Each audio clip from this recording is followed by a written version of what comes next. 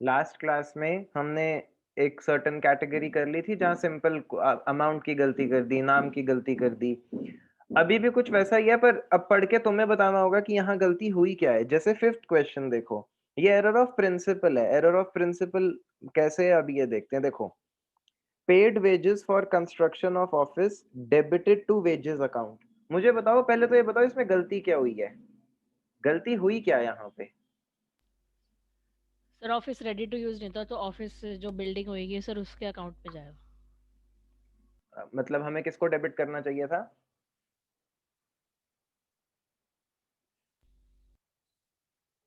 बोलो आदित्य, किसे डेबिट करना था। सर एक मिनट।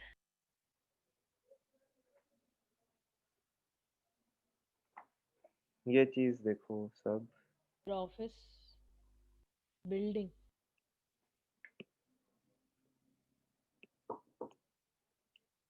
बिल्डिंग को डेबिट करना था हमें। यहाँ क्या रूल है, एक चीज याद रखना सब। अब यहाँ वो आपको गलती बता नहीं रहा इसमें। यहाँ जितनी भी कैटेगरी है वो ये लिख रहा है। सेकंड देखो, paid cartage for newly purchase machine 500 posted to cartage account. अब तुम्हें लगेगा कि गलती क्या है, कार्टेज पे किया, कार्टेज मतलब ट्रांसपोर्टेशन कॉस्ट, और कार्टेज को ही डेबिट कर दिया तो गलत क्या है, ठीक तो किया। गलती क्या है, एक मेजर प्रिंसिपल है जो आपने जर्नल के टाइम पे सबने पढ़ा था। all expenses incurred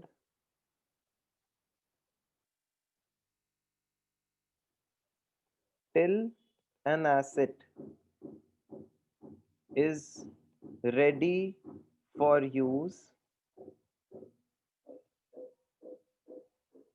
are debited to the same asset।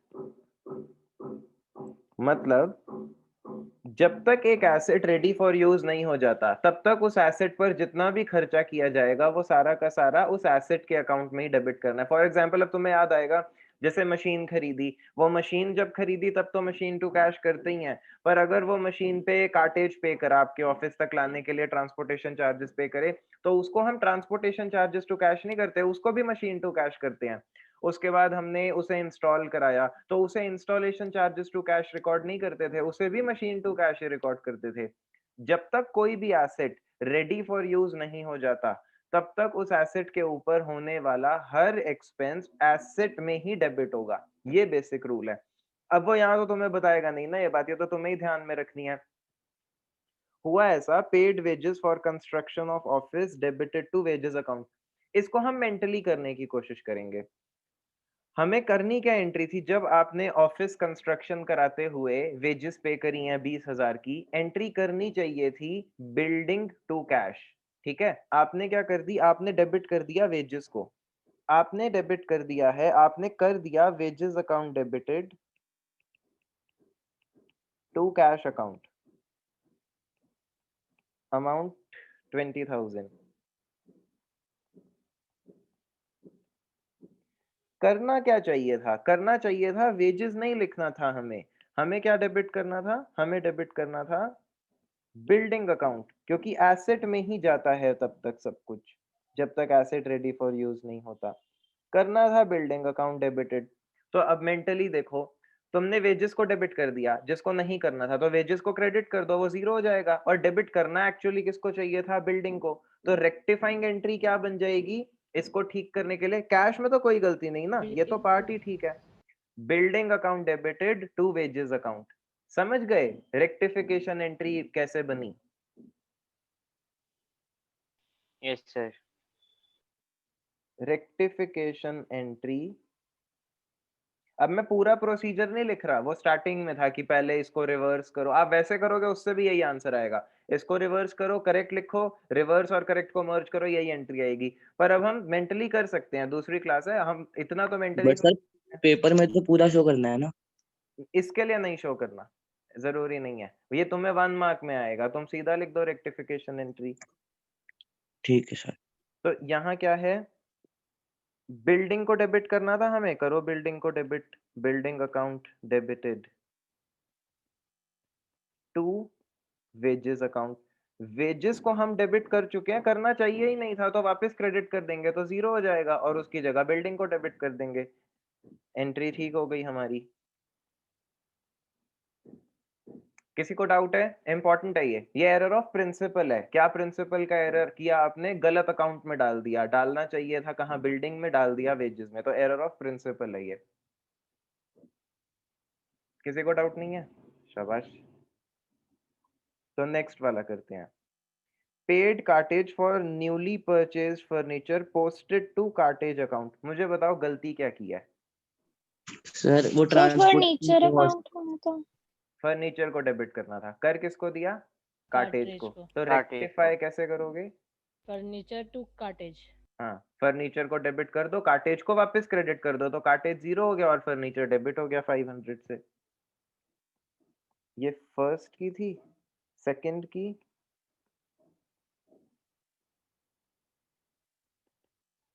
Furniture account debited to cartage account. इसमें सबसे पहले आइडेंटिफाई यही करना है कि गलती है क्या। थर्ड ये हो गया, ये हो गया। Paid 5000 for the installation of machinery debited to wages account. क्या हुआ? तो sir wages machinery machinery account to wages account. हाँ बस मशीन टू वेज, क्योंकि आपने मशीन को डेबिट करना है और वेजेस को डेबिट नहीं करना था, पर कर दिया तो वापस से क्रेडिट कर दो।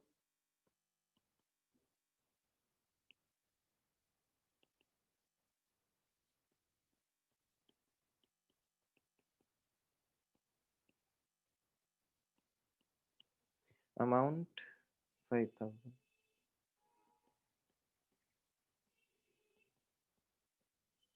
ठीक है। फोर्थ, ओ ओ ओ ओके, अभी रुक जाओ। Purchased machinery for 50,000 was passed through the purchase book। इसका मतलब क्या है? हमने खरीदी मशीन, मगर एंट्री परचेज बुक से पास कर दी। परचेज बुक में हम क्या चीजें डालते हैं? जो Goods। हमारा रेगुलर जो इन्वेंट्री होती है, और इन्वेंट्री खरीदने की एंट्री होती है क्या? Purchase to cash. आपको करना क्या चाहिए था? आपको करना था मशीन टू कैश, क्योंकि आपने मशीन खरीदी है, पर आपने परचेज की एंट्री कर दी है, आपने कर दिया परचेज टू कैश। कैसे ठीक करोगे? Machine sir to purchase. Machinery to purchase book ठीक है, अकाउंट। ये सबको समझ में आया? देखो अब हम मेंटली कर रहे हैं, अगर किसी को नहीं समझ आ रहा तो फिर बोलो, तो मैं आपको बताऊंगा डिटेल में कि क्या इशू, मतलब कैसे कर रहे हैं हम। सबको समझ आया ये रेक्टिफाइंग एंट्रीज की कैसे बनी? Machine to purchase. हाँ जी। आपने डेबिट कर दिया है परचेज को, नहीं करना था ना परचेज को डेबिट। देखो कैश तो ठीक है, मैं दोबारा से समझा ही देता हूँ क्योंकि कुछ बच्चे बोल नहीं रहे, मतलब मे भी उन्हें समझ आ रहा है, मे भी नहीं आ रहा, मुझे नहीं पता चल रहा, तो मैं दोबारा से बता देता हूँ। देखो आपने लिख दिया है purchase account debited to cash. इसमें गलती ये है कि तुमने खरीदी थी मशीन। सर हो सकता है मशीन ही इसकी इन्वेंट्री हो, तो वो उसको मशीन के नाम से नहीं लिखता ना, तो गलती होती नहीं, फिर ये क्वेश्चन ही कैसे बनता? मशीन एक फिक्स्ड एसेट है, उसके लिए तो इसको रिकॉर्ड भी मशीन अकाउंट डेबिट ही करना था। अब जब आपने देखो कैश तो सही है ना, इसको तो छेड़ने की जरूरत ही नहीं है, तो बिल्कुल ठीक रिकॉर्ड हुआ। आप मशीन टू कैश करो, परचेज टू कैश करो, टू कैश तो होना ही है, तो ये ठीक हुआ।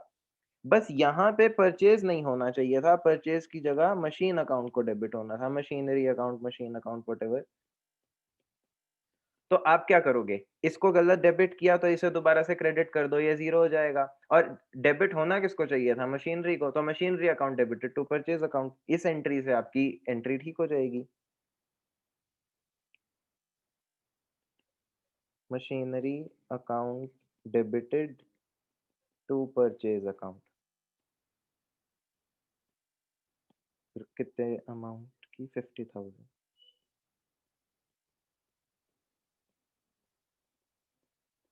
ठीक है। और नरेशन, नरेशन देखो तुम सिर्फ ये लिख दो बीइंग रेक्टिफिकेशन एंट्री पास, तो भी चलेगा। अब आपने पूरा लिखना है यहाँ से नीचे और लास्ट में नाउ रेक्टिफाइड लिखना है, वो भी कर सकते हो, उसमें भी कोई इशू नहीं है।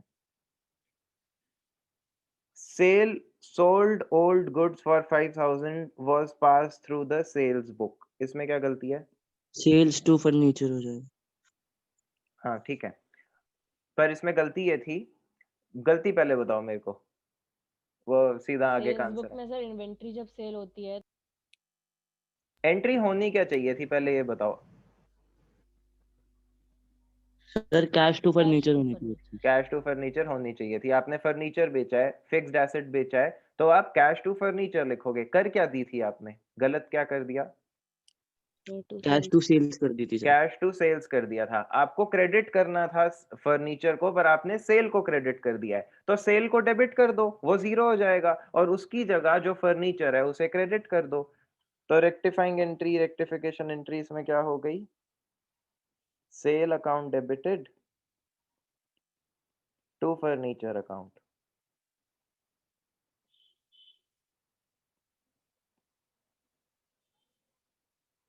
$5,000।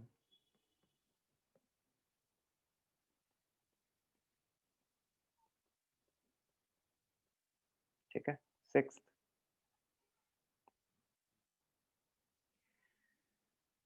paid 2,000 for newly purchased table fan posted to purchase account। गलती क्या है? Sir table fan account debit to purchase account.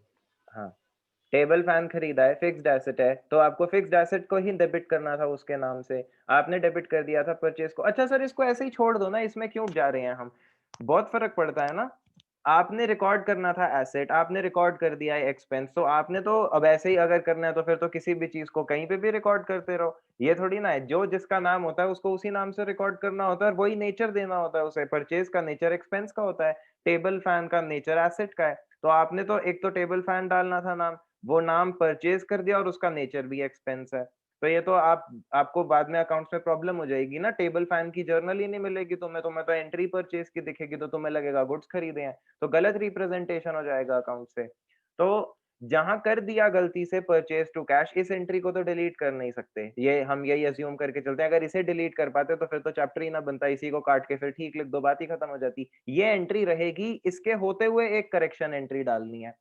तो जो परचेज है नेक्स्ट एंट्री में उसे वापस क्रेडिट कर दो, वो जीरो हो जाएगा, और डेबिट जिसे करना था टेबल फैन को उसे कर दो। तो table fan account debited to purchase ₹2,000।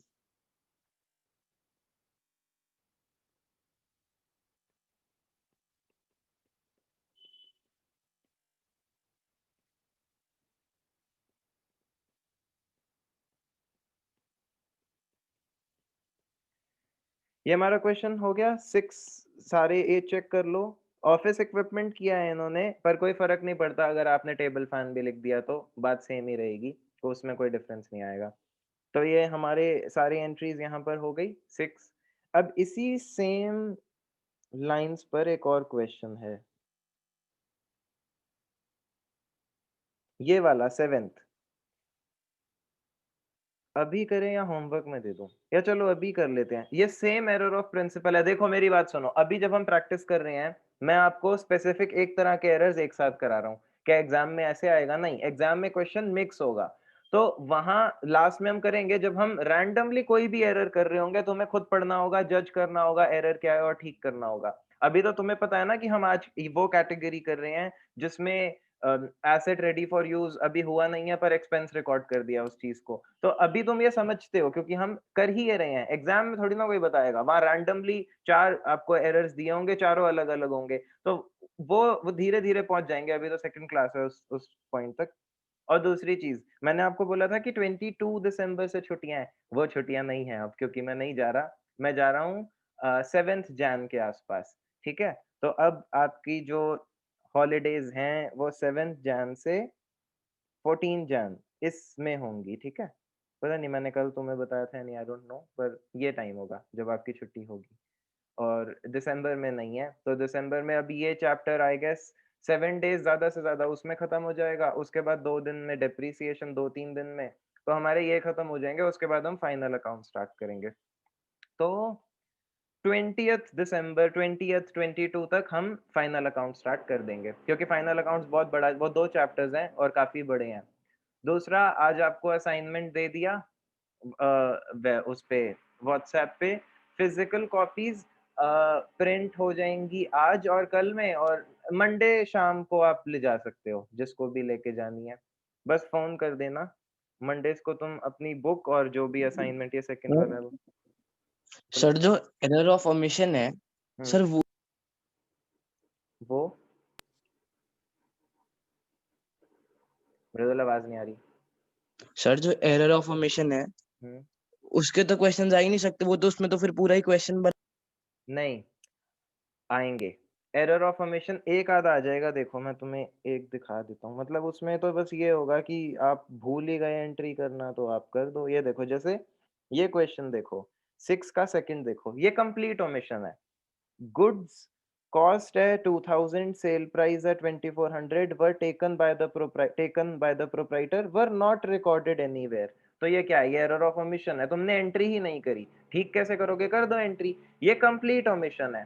Partial omission भी आएगा। पार्शियल ओमिशन में क्वेश्चन ये बोलेगा, वो आगे जाके आएगा, कि जो जर्नल थी उसमें से तुमने सिर्फ डेबिट साइड वाली चीज रिकॉर्ड कर ली, क्रेडिट वाली नहीं करी, या क्रेडिट वाली कर ली डेबिट, वो वन साइडेड एरर हो जाएगा। अभी हम सिर्फ टू साइडेड एरर कर रहे हैं। अभी तक आपने जितने भी क्वेश्चंस किए हैं ये सारे टू साइडेड हैं। वन साइडेड थोड़ा सा अलग होता है, वो आएंगे उस पे हम कल भी। हम टू साइडेड ही करेंगे, उसके बाद से वन साइडेड पे पहुंच जाएंगे। तो ये एरर ऑफ ओमिशन है, रेयर है कि आ जाए क्योंकि वो इजी होता है। Complete omission is very easy. Complete omission क्या मतलब कि तुम एंट्री करना ही भूल गए, तो वो तो बहुत आसान है। अब तुम बोलोगे एंट्री कर दो, इसकी एंट्री कर दोगे तुम, ड्राइंग्स की, ड्राइंग्स टू परचेज, इसकी एंट्री हो जाएगी। ये रही ड्राइंग्स टू परचेज एंट्री, बस। तो आएंगे धीरे धीरे हर चीज पे। इसमें हमारे पास क्वेश्चंस टोटल अभी तो बहुत सारे तो सोल्यूशन के साथ हैं, क्योंकि इसमें तुम ताकि देख पाओ जैसे जैसे तुम करो, फिर बाद में ये विदाउट सोल्यूशन है। तो टोटल क्वेश्चंस हैं 45। 45 में से 20 क्लास में हो जाएंगे, 25 आधे आधे कर लेंगे, आधे क्लास में आधे होमवर्क में। अभी ये क्वेश्चन देखो, 5000 paid for furniture has been charged to ordinary purchases account। अब मैं पूछूंगा जिससे प्लीज वही बोलेगा। गुरनूर इसका आंसर दो, सीधा एंट्री बोलो, rectifying entry, final entry rectification की क्या होगी? First case purchase account to furniture account, दोबारा से सोचो। Furniture account to purchases account. दो ही ऑप्शन थे, पहले जिसको डेबिट नहीं क्रेडिट नहीं, बोला फिर उल्टा। वो मैंने गलती से बोल दिया। पक्का? आपको डेबिट किसको करना था? आपको डेबिट करना था फर्नीचर को, फर्नीचर को करना था, और हमने आपने कर परचेजेस दिया को पर, तो कर दिया। इसीलिए हम परचेज को अब रिवर्स कर देंगे और फर्नीचर को डेबिट कर देंगे। तो 7th का 1, एक तो इधर ना साथ में ड्रिलिंग चल रही है और सुबह से सिर दर्द कर रखा है। 7th का first, furniture account debited to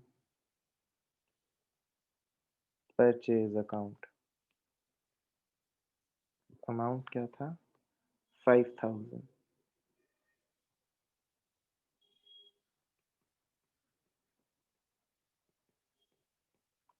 second, repairs made debited to building account for 500। इसमें क्या गलती हो गई? क्योंकि जो बिल्डिंग है वो रेडी टू यूज हो चुकी है, अगर बाद में कोई रिपेयर होता है तो फिर सर वो बिल्डिंग अकाउंट में नहीं जाएगा। हाँ तो उसको कहाँ जाना था? सर वो रिपेयर अकाउंट में जाएगा। हाँ तो इसको ठीक कैसे करेंगे हम? Repairs account repair account to building हाँ अकाउंट। देखो सबके सब यहाँ पे एक चीज और समझो, हालांकि ये चलो देखो, एक एसेट है, ये आपने एसेट, ये उसकी टाइमलाइन है। एक सेकंड वेट करना, एक सेकंड। हम क्या, हाँ जैसे एसेट है, आपने एसेट को इस पॉइंट पे परचेज करा। अब अगेन एसेट खरीदते ही रेडी फॉर यूज हो, ऐसा हो भी सकता है और ऐसा नहीं भी हो सकता। कैसे हो सकता है? जैसे मैंने ये फोन खरीदा, अब इसको खरीदने के बाद कुछ करने की जरूरत तो नहीं होती ना, बॉक्स से निकालो, रेडी फॉर यूज है, निकालते ही यूज करना शुरू कर दो। तो ये एसेट परचेज से ही रेडी फॉर यूज था, इसमें ऐसा कोई एक्सपेंस करने की जरूरत नहीं है जिससे ये और रेडी फॉर यूज हो। पर क्या हुआ हरलीन? तो ये वो केस है जहां ये परचेज करते ही रेडी फॉर यूज है, बट ऐसा जरूरी नहीं है हर एसेट ऐसा हो। हाँ तो एसेट यहाँ परचेज करा, यहाँ से लेकर के जैसे यहाँ तक मान लो कि ये एसेट का एंड है। एंड मतलब जहां इसकी यूजफुल लाइफ खत्म हो जाएगी। हर एसेट कभी खत्म होता है ना, फंक्शनैलिटी उसकी खत्म हो जाती है। ऐसा तो नहीं कि ये फोन लिया तो अब जिंदगी भर चलेगा, कभी तो खत्म होगा। 25-30 ईयर्स मुझे नहीं पता, पर कभी तो ऐसा होगा कि ये यूज होना बंद हो जाएगा। अब परचेज के बाद कुछ एसेट्स होते हैं जो रेडी फॉर यूज उनका बाद में आता है, आपको उनको असेंबल कराना है, इंस्टॉल कराना है, तो उनका रेडी फॉर यूज इस टाइम पर आता है। ठीक है, यहाँ पर यहाँ से लेकर के यहाँ तक के जितने भी खर्चे इस पे किए गए, सर ये क्या खर्चे हो रहे हैं, उसको तुम असेंबल करा रहे हो, इंस्टॉल करा रहे हो, एक्सेट्रा एक्सेट्रा, बहुत सारी चीजें करा रहे हो, ये सारे के सारे कहाँ चले जाएंगे, ये उस एसेट में ही डेबिट हो जाएंगे। यहाँ से लेकर के यहाँ तक के जितने भी एक्सपेंसेस हैं ये एसेट की कॉस्ट में ऐड हो जाएंगे, या डेबिट कर दो एसेट में, एक ही बात है एसेट की कॉस्ट में ऐड करना, डेबिट टू एसेट। पर रिपेयर तो बाद में भी चाहिए होता है एसेट को, ऐसा जरूरी थोड़ी ना है कि एक बार एसेट रेडी फॉर यूज हो गया फिर उसे कभी जिंदगी में रिपेयर ही नहीं चाहिए। जैसे एसी, एसी लग गया आपका, हर साल उसकी सर्विस होती है, वो एक तरीके से मेंटेनेंस ही तो है उसकी। तो ये रेडी फॉर यूज जो यहाँ हुआ, यहाँ से लेकर के इसकी लाइफ के एंड तक भी ड्यूरिंग इट्स लाइफ कई सारे रिपेयर्स आएंगे। अब सर ये जो रिपेयर हैं, क्या इनको रिपेयर अकाउंट ही डेबिट करना है, मतलब इनको एक्सपेंस बनाना है, या इनको भी एसेट में डेबिट कर देना है? देखो इसका करेक्ट आंसर तुम्हें सीए के कोर्स में मिलेगा, ठीक है। इसका करेक्ट आंसर है कि इसका कोई एक आंसर है ही नहीं, ये डिपेंड करेगा कि रिपेयर कैसा है। कभी कभी रिपेयर एसेट की कॉस्ट में ऐड होगा और कभी कभी रिपेयर एक्सपेंस बन जाएगा। पर 11th क्लास के लिए देखो, 11th क्लास के बच्चे को कई चीजों में कंप्लीट नॉलेज नहीं दी जाती क्योंकि सिलेबस ऐसा है। इसका करेक्ट आंसर ये है कि सीधा आंसर नहीं है इसका कोई, आपको देखना होगा कि रिपेयर कैसा है और वो रिपेयर को देख के जज करोगे तुम कि या इसको एसेट में डेबिट करेंगे या एक्सपेंस में डेबिट करेंगे। पर 11th क्लास के लिए आंसर ये है कि ये हमेशा एक्सपेंस में डेबिट होगा, ठीक है। तो एक 11th क्लास स्टूडेंट के लिए, 11th ग्रेडर के लिए आंसर क्या है? अब मैं ये क्यों लिख रहा हूँ, क्योंकि मैं ही तुम्हें आज बता दूं कि इसको हमेशा एक्सपेंस बनाओ, फिर 2 साल के बाद तुम मेरे से सीए पढ़ने आओ, वहां मैं बोलूं नहीं ये हमेशा एक्सपेंस में डेबिट नहीं होता, इस केस में तो एसेट में भी डेबिट होता है, तो तुम बोलोगे सर ने तो पागल बनाया हमें।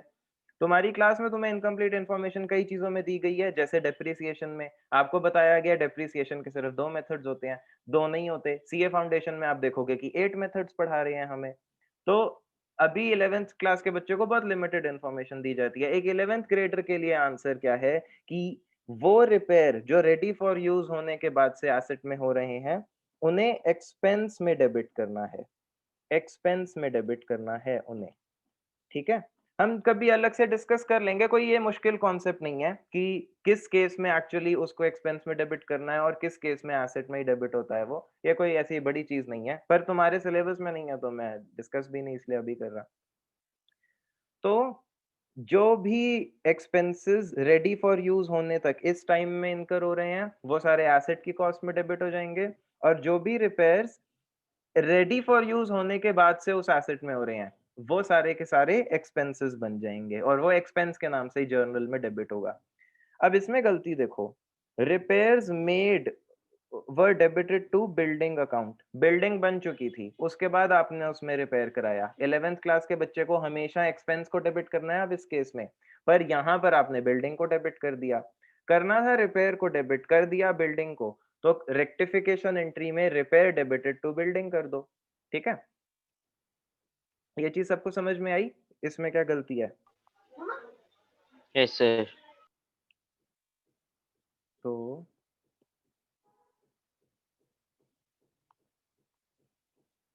ओ ये कलर,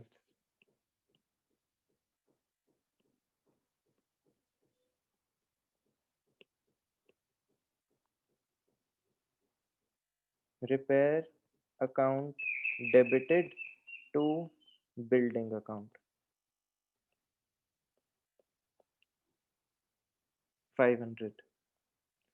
एक सेकेंड, मेरे को ना किसी को बुक देनी है, 1 मिनट दो बस मेरे को, आप लोग इसको आगे करो और मेरे को बस 2 मिनट दो, आगे की जर्नल एंट्रीज लिखो खुद से। लिख लिया सबने? कितनी लिखी? सर हो गया। सारी हो गई? 6 समझाना।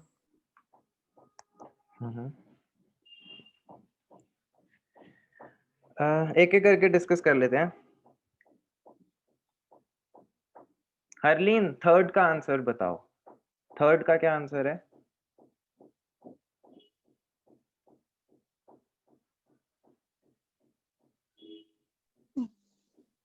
drawings account debited to trade expenses account. ठीक है, क्योंकि जब प्रोप्राइटर पैसे निकालता है तो वो ड्राइंग्स हैं, तो ड्राइंग्स को डेबिट होना था, पर हमने डेबिट किसको कर दिया? ट्रेड एक्सपेंसेस को।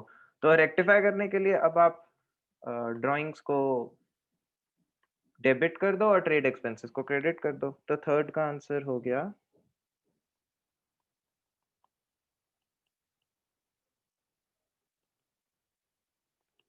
Drawings account debited to trade expenses. Sir trade expenses कौन सा होता है? ट्रेड एक्सपेंसेस बेसिकली ट्रेड करने के लिए जो खर्चे हैं, सेलिंग बोल सकते हैं हम। 1000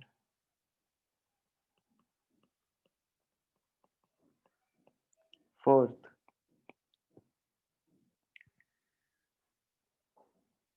कौन कौन? भव्य, फोर्थ का आंसर दे सकते हो? फोर्थ का आंसर बताओ।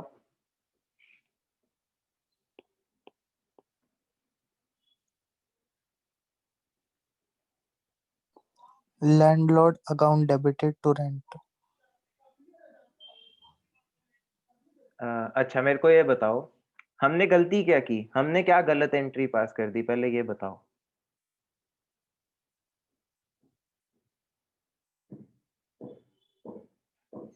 सर जो रेंट हमने दिया था वो लैंडलॉर्ड अकाउंट में कर दिया था। डेबिट कर दिया, तो आप तो ठीक करने के लिए फिर से डेबिट कर रहे हो लैंडलॉर्ड को ही। उससे ठीक कैसे होगा? उससे तो लैंडलॉर्ड 2 बार डेबिट हो जाएगा। Rent account debited to landlord. अब कितना अच्छा है ना ये। एक बार ही बोल दो, फिर एक बार उल्टी करके बोल दो, किसी किसी तरीके तो ठीक होगा। हमने गलती ये करी है कि हमने लैंडलॉर्ड टू रेंट कर दिया, जबकि जब रेंट देते हैं तो करते क्या है? Rent to cash. ओ, हमने लैंडलॉर्ड टू रेंट कर दिया, हमने कर दिया लैंडलॉर्ड टू कैश। हमने ये गलती करी, हमें करना था रेंट टू कैश, तो हमने लैंडलॉर्ड को गलत डेबिट कर दिया है। इसे क्रेडिट कर दो, और डेबिट करना किसको चाहिए था? रेंट। तो rent account debited to landlord. Exam में दूसरी अपॉर्चुनिटी नहीं मिलती, एग्जाम में एक ही बारी में ठीक लिखना होता है। वहां सर नहीं एक बार पूछते ये बताओ तो तुम ठीक कर लोगे उसको। तो rent account debited to landlord account.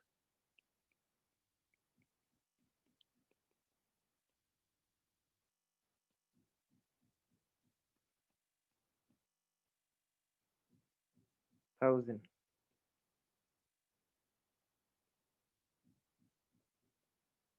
ठीक है। Fifth, salary of 1250 paid to a clerk due to him has been debited to his personal account। ये कौन बताएगा? ये कौन? चलो मानस, इसका आंसर बताओ।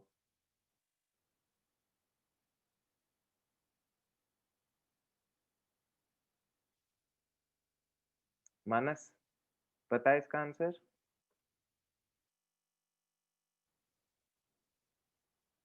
मानस, आप क्लास में हैं?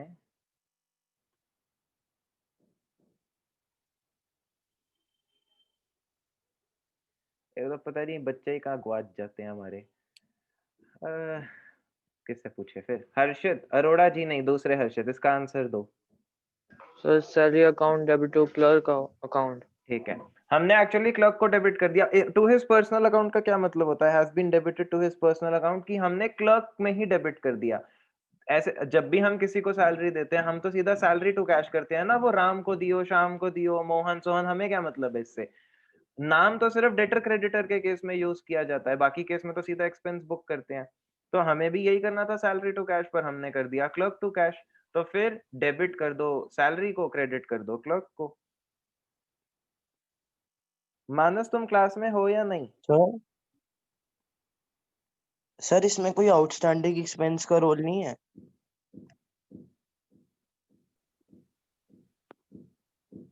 सैलरी ऑफ 1250 नहीं,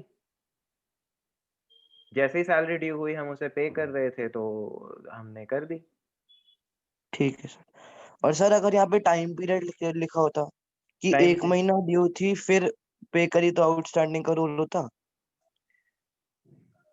तब बात थोड़ी सी बदल जाती, तब थोड़ी सी कॉम्प्लेक्स हो जाती, तब हाँ एंट्री चेंज होती। पर तब अगर ऐसा कोई केस आएगा तो डिस्कस करेंगे, ऐसा आएगा नहीं नॉर्मली तुम्हें।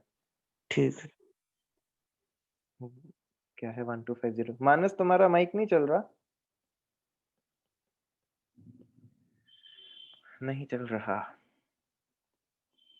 6th 1000 received from Shah and company has been wrong। वो मानस मेरे को मैसेज कर रहा है, सर आपको मेरी आवाज नहीं आ रही ना मानस, इसीलिए तो पूछ रहा हूँ बार बार। has been wrongly entered as from Shaw and company। ये कोई भी कर पाया? किसी को समझ आया यहाँ क्या गलती हुई? सर हाँ नेम सर। चेंज हो गया। हाँ तो ठीक कैसे करेंगे? सर सर शाह इसको and company to Shah। Account debit to Shaw and company's account. नहीं सर, उल्टा होगा सर इसका। एक Shaw and second. Company to नहीं शॉ एंड सर, कंपनी होगा होगा। Shah and co to Shaw and co. अच्छा, आप शाह को डेबिट करना है और शॉ को क्रेडिट करना है।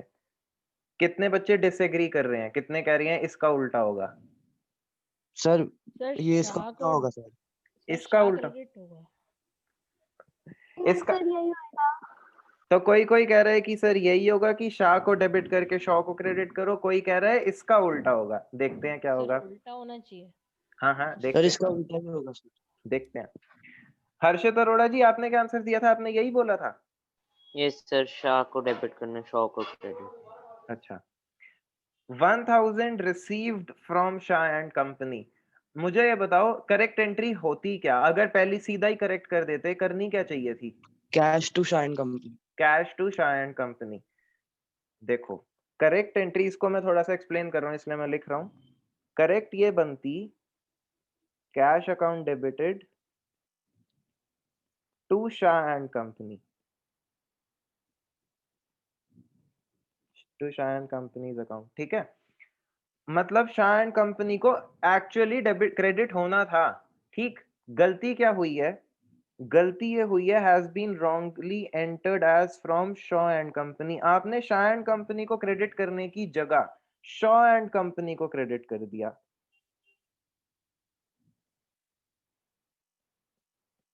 अब रेक्टिफाइंग एंट्री बोलो, अब तो शायद तुम ठीक बोल पाओगे। बाकी सारे, कनक आपका आंसर गलत था। आपने क्रेडिट करना है शाह को, SHAH, कर दिया SHAW। तो इसको वापस डेबिट करो ना, इसका तो कोई रोल ही नहीं था। इसको डेबिट करो और क्रेडिट शाह को करना था। तो रेक्टिफाइंग एंट्री क्या बन गई?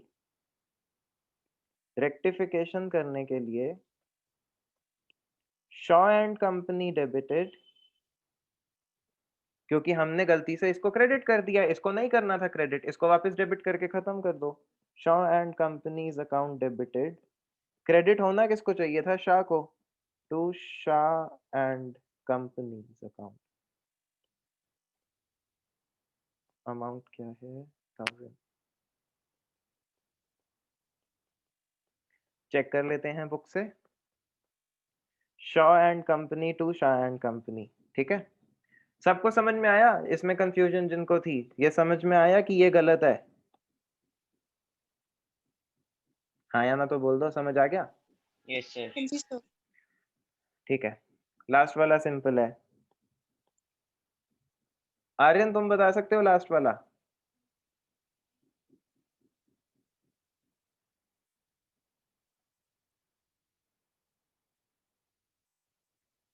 शौर्य, इसका आंसर देना लास्ट का। सर लास्ट का sir, office expenses, computer printer account debited to office office expenses account होना चाहिए। ठीक है, हमें डेबिट करना था कंप्यूटर प्रिंटर को, तो हम रेक्टिफाइंग के लिए उसी को डेबिट कर देंगे, और जो गलती से डेबिट हो गया था उसे क्रेडिट कर देंगे। Yes sir. तो last computer printer account debited to office expenses, 7000।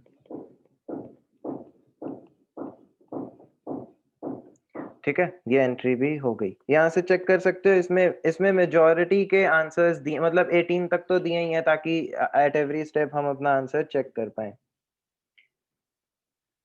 ठीक है, यहाँ तक हो गया।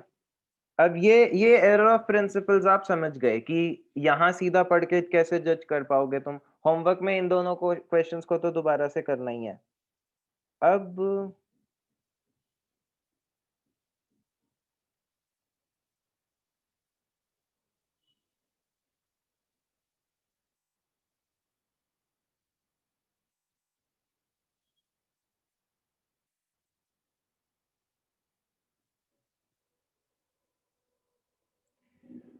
अब एक और चीज समझो, जो यार इसको नेक्स्ट क्लास से ही स्टार्ट करे तो बेटर है, क्योंकि वो कॉन्सेप्ट समझा के उसका क्वेश्चंस हो सकते हैं। तो या तो आज कॉन्सेप्ट डिस्कस हो पाएगा, क्वेश्चन तो सीधा हो नहीं पाएंगे, और मैं कॉन्सेप्ट आज कराऊं और क्वेश्चंस नेक्स्ट में कराऊं तो तुम वो मुझे नहीं लगता ठीक रहेगा। अभी क्या कर सकते हैं हम इसके जैसे, रुको मैं नीचे देखता हूँ, कोई तो क्वेश्चन होगा एरर ऑफ प्रिंसिपल्स का।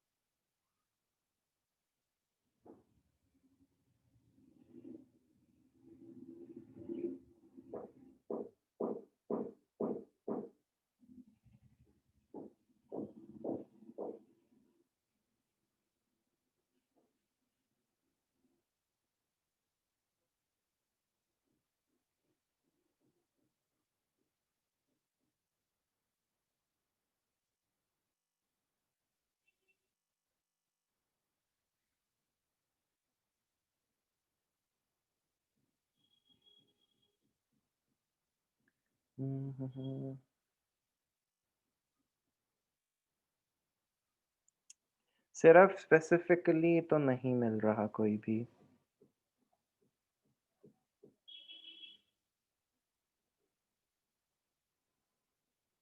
बीच बीच में है, जैसे इसमें है, पर वो ये है कि वो मिक्स्ड है, ऐसे नहीं है कि पूरा क्वेश्चन एरर ऑफ प्रिंसिपल्स पे हो।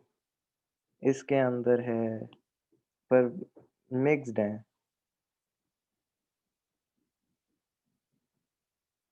तो नीचे के क्वेश्चंस करने के लिए हमें सारे केसेस करने पड़ेंगे, तभी हम वो कर पाएंगे, क्योंकि फिर वो मिक्स्ड केसेस हैं। अभी अभी बस दो चीज आप ये समझ लो कि सबसे पहले व्हाट इज अकाउंटिंग की वो डेफिनेशन याद है जो फर्स्ट चैप्टर में थ्योरी में की होगी। Accounting is the process of, याद है, रिकॉर्डिंग। क्या होता है, किसी को भी नहीं याद? जिसको भी याद है Yes. बोलो।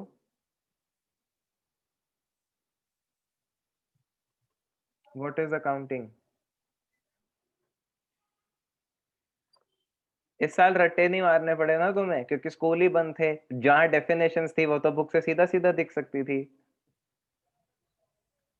The Aditya, art of recording, classifying, summarizing in a significant manner. Book से देख लिया आदित्य, शाबाश।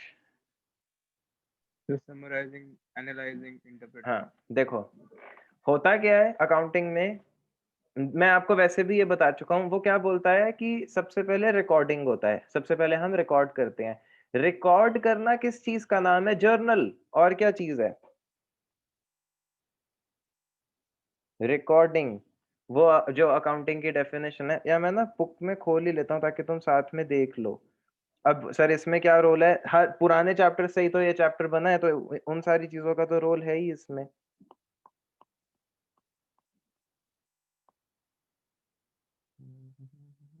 ये देखो, इस डेफिनेशन की बात कर रहा हूं मैं। Accounting is the art of recording, classifying and summarising. अब ये क्या होता है? पहली क्लास में ये किसी को समझ आ ही नहीं सकता, उसको लगेगा रट्टा है, और है भी। वो एक फर्स्ट टाइम है, तुम्हें फर्स्ट क्लास में पता होता है कि जर्नल क्या चीज होती है। जर्नल को रिकॉर्डिंग बोलते हैं। क्लासिफाइंग किसको बोलते हैं? लेजर पोस्टिंग को। अब ये पहले कौन सीख सकता है? रिकॉर्डिंग होता है जर्नल, जर्नल लिखना। जर्नल के बाद उसे क्या किया जाता है? जर्नल जब आपने रिकॉर्ड कर दी, Ledger. आप फिर उसे लेजर में पोस्ट करते हो। लेजर को क्या बोला जाता है? कि आप क्लासिफाई कर रहे हो। क्लासिफाई कैसे कर रहे हो? क्यों क्लासिफाई? देखो, इसको रिकॉर्डिंग क्यों बोलते हैं? क्योंकि आप हर चीज को अकाउंट्स वाली लैंग्वेज में रिकॉर्ड कर रहे हो। हर एंट्री को पहले तुम रिकॉर्ड कर रहे हो। लेजर पोस्टिंग को क्लासिफाइंग क्यों बोला जाता है? उसके बाद तुम हर कैश वाली एंट्री को कैश के लेजर में ले जाते हो, तो तुम क्लासिफिकेशन कर रहे हो ना अलग-अलग। मशीन की एंट्रीज को मशीन में, कैश की एंट्री को कैश में, परचेज की एंट्री को परचेज में। सबने वो ट्रायल बैलेंस वाला वीडियो देख लिया था ना कि हम जितनी भी जर्नल लिखते हैं, उसमें जितने भी नाम आते हैं, उतने लेजर बनाते हैं और हर एंट्री को उस लेजर में पोस्ट करते हैं। तो तुम क्लासिफाई तो कर रहे हो। लेजर से क्या बेनिफिट होता है कि अब लेजर्स की हेल्प से आप देख सकते हो कि कैश बैलेंस कितना है, टोटल परचेज कितनी हुई। अगर अगर 100 जर्नल लिखी हैं, तो फिर तो तुम्हें इंडिविजुअली देखना पड़ेगा ना। परचेज मैं बोलूं टोटल परचेज कितनी है, तो आप ढूंढोगे कि अच्छा पहली में परचेज थी, फिर 5th में है, फिर 10th में है, तो तुम सम करोगे। जब तुमने सबको लेजर में डाल दिया तो लेजर में एक ही साथ दिख जाएगा। तो इसीलिए उसे क्लासिफाइंग बोला जाता है। और लेजर को पोस्टिंग भी बोलते हैं, इसको पोस्टिंग भी बोलते हैं। अब जब हम रेक्टिफिकेशन की बात कर रहे हैं, इसके आगे भी होता है, फिर ट्रायल बैलेंस बनता है। अभी यहां तक देखो, गलती जर्नल में भी हो सकती है और गलती लेजर में भी हो सकती है। ठीक है, ऐसा तो नहीं है कि सिर्फ जर्नल। जैसे तुमने जर्नल बिल्कुल ठीक लिखी, मैं आपको बोलता हूँ जर्नल थी कि आपने सेल किया है, तो cash account debited to sale account, आपने 1000 रुपीज की सेल करी। जर्नल में कोई गलती नहीं है, जर्नल बिल्कुल ठीक रिकॉर्ड करी आपने, यहां तक रिकॉर्डिंग में एरर था ही नहीं, रिकॉर्डिंग का एरर नहीं है ये। अब क्या हुआ, इसको लेजर में लेके जाना है, लेजर के बाद ट्रायल बैलेंस बनता है। गलती तो लेजर में पोस्टिंग के टाइम भी हो सकती है। तो एरर ये हो गया, आप बना रहे थे कैश का लेजर। मेरे को बताओ, ये एंट्री कैश के लेजर में डेबिट में आएगी क्रेडिट में आएगी? डेबिट में। डेबिट में। To sales, to sale account, और अमाउंट कितना Yes, लिखना है? अमाउंट 1000। 1000। मैंने गलती कर दी, मैंने एक जीरो ही नहीं लगाया, मैंने 100 लिख दिया। ये भी तो गलती है। इसकी वजह से भी ट्रायल बैलेंस तो मैच करेगा नहीं अब आपका। क्यों? क्योंकि सेल के लेजर में आप 1000 क्रेडिट में लेके गए हो, कैश के लेजर में सिर्फ 100 डेबिट में लेके गए हो, तो डेबिट क्रेडिट अब तो मैच करते नहीं। यहाँ डेबिट हुआ सिर्फ 100 से, वहां क्रेडिट हुआ 1000 से। तो जब ट्रायल बैलेंस लास्ट में बनेगा, आपका जो डेबिट साइड होगी वो 900 कम आएगी। इसको भी तो ठीक करना है। अब इसको ठीक, अब सर जहां जर्नल में गलती नहीं थी पर सेकंड स्टेप पे गलती हुई, इसको ठीक करने के लिए एक और जर्नल करनी पड़ेगी। अभी इसको ठीक कैसे करेंगे हम उसमें नहीं जा रहे। मैं बोल रहा हूं कि ये एरर किसका है? पोस्टिंग का। ठीक है, ये पोस्टिंग के टाइम एरर हुआ, ये रिकॉर्डिंग के टाइम एरर नहीं हुआ। रिकॉर्ड बिल्कुल ठीक हुआ था, पोस्टिंग में एरर हुआ। अब जब तुम क्वेश्चंस देखोगे ना, कुछ क्वेश्चंस में आपको क्वेश्चन में लिखा होगा कि it was posted to this account as this, तो मतलब जर्नल ठीक रिकॉर्ड की थी पर लेजर में डालते हुए गलती कर दी। अब इसमें भी टू साइडेड एरर्स भी हो सकते हैं और वन साइडेड भी। टू साइडेड कैसे? मैंने गलती करी कैश में और सेम गलती सेल में भी कर दी। कैश में भी 100 पोस्ट करा और सेल में भी 100 पोस्ट करा, तो टू साइडेड एरर है, दोनों जगह गलती कर दी। पर अगर मैं सिर्फ कैश में गलती करूं तो वन साइडेड एरर है कि क्रेडिट साइड को तो ठीक पोस्ट कर दिया पर डेबिट साइड को गलत पोस्ट किया। पहले हम पोस्टिंग में भी टू साइडेड एरर्स ही डिस्कस करेंगे कि टू साइडेड एरर मतलब ये इस एंट्री को दो लेजर्स में जाना था, कैश में और सेल में। आपने कैश में क्या गलती कर दी? 100 लिखा जबकि लिखना 1000 था। सेल के अकाउंट में ये एंट्री कहाँ जाती? डेबिट या क्रेडिट? क्रेडिट। क्रेडिट। और क्या लिखते? By cash. अब यहां पर भी आपने सेम गलती करी, यहां पर 1000 लिखना था ना, आपने लिख दिया 100, तो हो गया ना टू साइडेड एरर। जिस एंट्री को दोनों लेजर्स में 1000 जाना था, वो दोनों जगह 100 गई, तो टू साइडेड एरर है। अगर एक जगह सही जाती, किसी भी एक जगह 1000 और दूसरी जगह 100 चली जाती, तो वन साइडेड एरर हो जाता।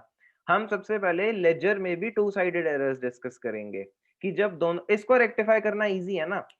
तुमने कैश को भी कम डेबिट करा और सेल को भी कम क्रेडिट करा। कितने से कम करा? 900 कम से ना। तो अब एक एंट्री पास कर दो जिसमें आप कैश को भी 900 से डेबिट कर रहे हो और सेल को 900 से क्रेडिट कर रहे हो। इसको रेक्टिफाई करने का तरीका क्या है? यहां पर तुम्हें 1000 चाहिए था एक्चुअली, यहां पर भी 1000 चाहिए था। कैश 900 कम से डेबिट हुआ, तो कैश को 900 से डेबिट करो दोबारा से।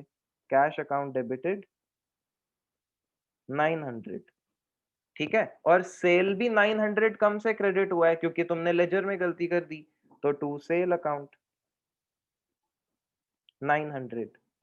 टू साइडेड को तो ठीक करना बहुत ही ज्यादा इजी है, वैसे वन साइडेड भी इजी है, पर टू साइडेड तो तुम्हें समझ आया ये एंट्री से ये दोनों लेजर ठीक कैसे हो नहीं जाएंगे? सर, एक बार दोबारा समझा दो सर ये। देखो, कैश के डेबिट में तुम्हें क्या चाहिए था, कितना अमाउंट होना चाहिए था? 1000, 1000 है कितना? 100, तो कितने से कैश को और डेबिट करना है? 900, तो मैंने यही किया यहाँ पे। सेल को कितने से क्रेडिट होना था? 1000 से, और हुआ कितने से क्रेडिट वो? 100 से, कितना कम है? 900। ठीक है सर। 900 से और क्रेडिट होना है सेल को, तो मैंने सेल को 900 से और क्रेडिट कर दिया, ठीक है। तो अब मतलब हमारे लिए तो बात एक तरीके से सेम ही है। बोलो हरलीन। सर ये जो जर्नल हमने दो पास की, मतलब एक में हमने पहले 1000 कर दिए, उसके बाद फिर 900 फिर से करे, तो टोटल 1900 नहीं हो जाएंगे ये? तो देखो खाली अगर सुनो, हम मेरी बात सुनो, अगर आपने पहली जर्नल को ठीक डाल दिया होता तो मेरे को दोबारा जर्नल करनी ही नहीं पड़ती ना। आपने पहली जर्नल को ठीक डाला ही नहीं लेजर में, इसीलिए तो रेक्टिफाइंग कर रहा हूँ। तुमने जर्नल ठीक करी है, मैं इसको डिनाई नहीं कर रहा, ये तो मैं ही बोल रहा हूँ कि जर्नल ठीक लिखी, पर बात जर्नल पे एंड थोड़ी ना होती है। जर्नल ठीक लिख के लेजर में गलती कर दी तो भी गलती तो है ही ना। आप सीधा जर्नल में गलती कर देते तो भी गलती थी, आप जर्नल ठीक लिख करके लेजर में गलती कर रहे हो तो भी गलती है। तो आपको ऐसा लग रहा है कि सर हमने देखो पहले जर्नल में 1000 तो कर ही दिया था, फिर हमने 900 फिर से कर दिया। आपने पहली वाली जर्नल को ठीक से डाला ही कहाँ लेजर में? अगर आप उसे ठीक डाल देते मैं रेक्टिफिकेशन तक पहुंचता ही नहीं। आप अब ये देखो कि अब इस जर्नल की तो वैल्यू ही खत्म होगी ना जो आपने ठीक लिखी थी। जब आपने जर्नल को लेजर में गलत डाला तो इस जर्नल की तो वैल्यू ही खत्म हो चुकी है। अब ये जर्नल तो बेकार हो गई क्योंकि तुमने इसको ठीक से डाला ही नहीं। अब तुम देखो अब तुम किस सिचुएशन पे हो। अब हम इस सिचुएशन पे हैं कि कैश का जो लेजर 1000 से डेबिट होना चाहिए था वो सिर्फ 100 से डेबिट हुआ। इसकी क्या जर्नल थी उसे भूल जाओ क्योंकि वो जर्नल ठीक डली ही नहीं लेजर में। और ये जो सेल का लेजर था यहाँ पे भी 1000 होना चाहिए था, ये भी 900 ही, ये सिर्फ 100 ही आया। तो अब ठीक करने के लिए ये वाली जर्नल डालेंगे। अब इस जर्नल को फिर से पोस्ट करो, इसमें 100 पहले से था, फिर से आ जाएगा to sale 900, to sale account 900। और यही मैं अब इस एंट्री को पोस्ट कर रहा हूँ दोनों में, और यहाँ पे पोस्ट हो जाएगा बाय कैश 900। तो इस एंट्री की वजह से आपके लेजर्स ठीक हो गए ना? पॉइंट समझ में आया हरलीन? हाँ जी सर। बात ऐसी है कि जब हम पोस्टिंग का एरर कर देते हैं तो जर्नल ठीक लिखी थी या नहीं लिखी थी ये बात ही खत्म हो जाती है, क्योंकि अब जर्नल से तो आगे बढ़ चुके हैं, हम नेक्स्ट स्टेप पे आ चुके हैं, हमने गलती नेक्स्ट स्टेप पे किया है, ये जर्नल की वैल्यू खत्म है। ये जर्नल ठीक पोस्ट हो चुकी होती तो रेक्टिफिकेशन तक आते ही ना हम कभी। ये नहीं ठीक हुई इसीलिए तो रेक्टिफिकेशन का पॉइंट आ रहा है अब। तो अब देखो कि लेजर में क्या गलती किया है। जिस लेजर को के डेबिट साइड पे 1000 दिखना चाहिए था वहां सिर्फ 100 दिख रहा है, तो मतलब इसे 900 और डेबिट करने की जरूरत है। और इस लेजर में जहां 1000 क्रेडिट में दिखना था वहां सिर्फ 100 दिख रहा है, तो इसे भी 900 और क्रेडिट करने की जरूरत है। तो मैं ये जर्नल करूंगा, इस जर्नल को फिर जब मैं इनके लेजर्स में पोस्ट करूंगा तो बिल्कुल ठीक सिचुएशन पे आ जाएंगे हम। क्या ये बात सबको समझ में आई? हाँ जी यस सर। ठीक है, तो अब हम नेक्स्ट क्लास से ये पोस्टिंग वाले एरर्स करेंगे। सर एक डाउट है सर। हाँ बोलो। सर जैसे अगर सर सिंगल एरर होता सर तब तो मतलब बैलेंस ही नहीं मैच करता तो समझ आ जाता ट्रायल बैलेंस में। लेकिन सर जब डबल एरर है और दोनों तरफ सेम ही चीज है तो सर ये रिकॉग्नाइज कैसे होगा कि ये गलती है? ट्रायल बैलेंस से नहीं पता चल सकता। अगर आप सोचो कि ट्रायल बैलेंस के टोटल से बता दोगे तो वो नहीं पता चल सकता। सर तो ट्रायल बैलेंस के बाद क्या होता है सर? देखो ये ना चीजें गलतियां ऑडिट में निकलती हैं, या अकाउंटेंट बाद में कभी खुद ही चेक कर रहा होता है तो उसे पता चलता है कि अरे ये मैंने गलती कर दी थी। वरना जब ये चीज क्यों इंपॉर्टेंट है, जैसे जब चार्टेड अकाउंटेंट ऑडिट करता है, हम लोग ऑडिट करते हैं, हम कैसे चेक करते हैं, हमें कैसे पता चलेगा कि ये 1000 वाली 100 में पोस्ट कर दी?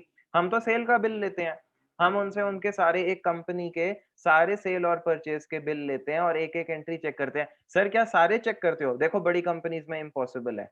जिस कंपनी में हर दिन 1 लाख सेल की ट्रांजैक्शन है, मेरे को तो वहां पे अपने 10 बंदे बिठा, शायद 10 में भी नहीं होगा, वो हर दिन चेक करते रहेंगे। तो हम सैंपल बेसिस मतलब मेजर ट्रांजैक्शन के बिल्स लेते हैं और वो चेक करते हैं। छोटी में गलती हो गई तो अब उसको चेक करना ही इम्पॉसिबल है। ऑडिट की लिमिटेशंस है ना, हमें भी एक लिमिटेड फीस मिलती है, उसी फीस के अंदर ऑडिट करना है, तो मैं स्टाफ भी उसी हिसाब से हायर करूंगा। कोई भी ऑडिट 100% श्योरिटी देता ही नहीं है। ऑडिट ये गारंटी देता है कि कोई मेजर गलती नहीं हुई होगी, माइनर गलतियां तो हो ही जाएंगी, वो तो हम रोक ही नहीं सकते, वो तो अकाउंटेंट के ऊपर है, क्योंकि किसी भी कंपनी की हर एक ट्रांजैक्शन चेक करना इज इम्पॉसिबल। अब रियल लाइफ में गलती ऐसे ही पता चलती है कि हम बिल्स चेक कर रहे थे, हमने सैंपल लिया सिर्फ मेजर बिल्स का, बड़ी बड़ी ट्रांजैक्शंस का, उनमें हमें गलती मिल गई। और अगर किसी कंपनी में जैसे हम बहुत सारे बिल्स चेक कर चुके हैं, हमें गलती मिल ही नहीं रही, तो हमें पता है कि यहाँ के अकाउंटेंट्स रिस्पॉन्सिबल हैं, ज्यादा गलती करते नहीं, तो हमें बहुत डीप जाने की जरूरत है नहीं। कोई ऐसी कंपनी है जहां अभी शुरू ही करा था और गलतियां ही गलतियां मिल रही हैं, तो we know that the accountants are careless. उस कंपनी में तो फिर एक्स्ट्रा स्टाफ बिठा के और भी चेक कराना पड़ेगा। तो यहाँ से आप जज कर लेते हो कि किन कंपनीज में ज्यादा गलतियां होंगी, किन में नहीं होंगी। इट इज बेसिकली क्या अकाउंटेंट्स बैठे हैं वहां पे।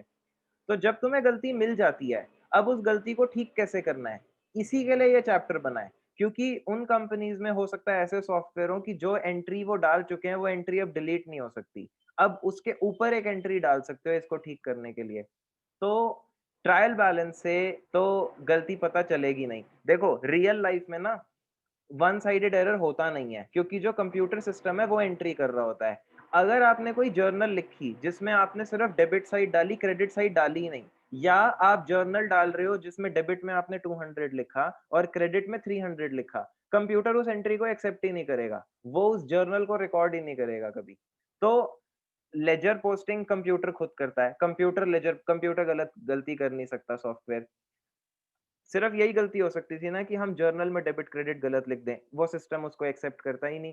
तो रियल लाइफ में कंप्यूटर सिस्टम में वन साइडेड एरर हो ही नहीं सकता, वहां टू साइडेड एरर हो सकता है कि आपने दोनों अमाउंट गलत डाल दिए। एंट्री थी 1000 की, आपने डेबिट क्रेडिट में 600 डाल दिया।